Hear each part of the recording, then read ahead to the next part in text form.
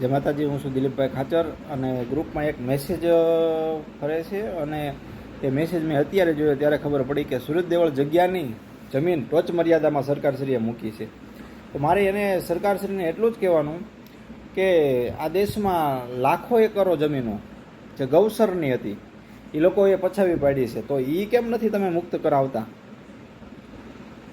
જે સુરત દેવળની જમીન, જે અમારા ક્ષત્રિય સમાજ, કાઠી ક્ષત્રિય સમાજના આસ્થાનું કેન્દ્ર, જે ભગવાન સૂર્યનારાયણનું મંદિર છે, અને એના ખાતે અમારા દરબાર શ્રી ચોટીલા દરબારે જે જમીન સુરત દેવળ મંદિરને આપી હતી, એ જમીન ઉપર તમારી નજર પડી.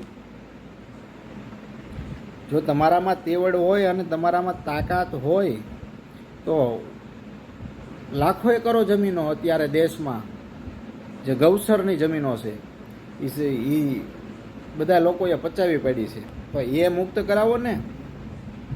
આ દેશમાં હજારો કતલખાનાઓ હાલે છે, એ બંધ કરાવો ને. જે શ્રદ્ધાનું કેન્દ્ર છે, જે મંદિરની જગ્યા છે, એને પણ તમે નથી મૂકી. એ સરકારશ્રીની માલિકી નથી, કાંઈ માલિકી ચોટીલા દરબાર શ્રીની માલિકી હતી ને એને મંદિરના માટે એ જગ્યા બધી દઈ દીધી. બધી જમીન, જેટલી જમીન છે એ ચોટીલા દરબારે દીધેલી હતી. એ કાંઈ વીડી નથી તે ટોચ મર્યાદામાં જાય. ખેડવાણ જમીન છે. એટલે મારે મારા સમાજને એટલું કહેવાનું કે આપણા આસ્થાનું કેન્દ્ર ભગવાન સૂર્યનારાયણનું મંદિર અને એની જે જગ્યાની જમીન છે એ ટોચ મર્યાદામાં ગઈ છે, સરકારશ્રીએ નાખી છે. તો સરકારશ્રી સામે શું પગલાં લેવા, એના માટે આપણા સમાજને ભેગું થવાનું છે. અને દરેક સમાજ, આપણા ક્ષત્રિય સમાજને સુરત દેવળ મિટિંગ કરીને અને સરકારશ્રી સામે કઈ રીતે પગલાં ભરવા, અને મારા દરેક ક્ષત્રિય સમાજના યુવાનોને અને વડીલોને એટલું કહેવાનું કે આના માટે મિટિંગ બોલાવવામાં આવે અને આના માટે સુરત દેવળની જગ્યા માટે જે પણ બનતી કોશિશ થાય એ કરવાની રહેશે. અને એકતાથી તો શું નથી થઈ શકતું, મારે એટલું કહેવાનું.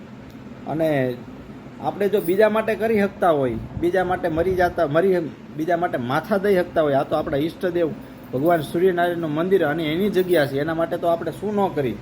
બસ મારે એટલું જ કહેવાનું, મારા દરેક યુવાન ક્ષત્રિય સમાજના યુવાનોને અને વડીલોને મારે એટલું કહેવાનું કે કોઈ પણ ટાઈમ નક્કી કરો, સમય નક્કી કરો અને તારીખ નક્કી કરો, અને જેમ બને એમ સુરત દેવળમાં મિટિંગ ગોઠવો અને સરકારશ્રી સામે કઈ રીતના પગલાં ભરવા એનું નક્કી કરો. બસ મારે એટલો જ મારા સમાજ પૂરતો આ સંદેશ છે. જય સૂર્યનારાયણ.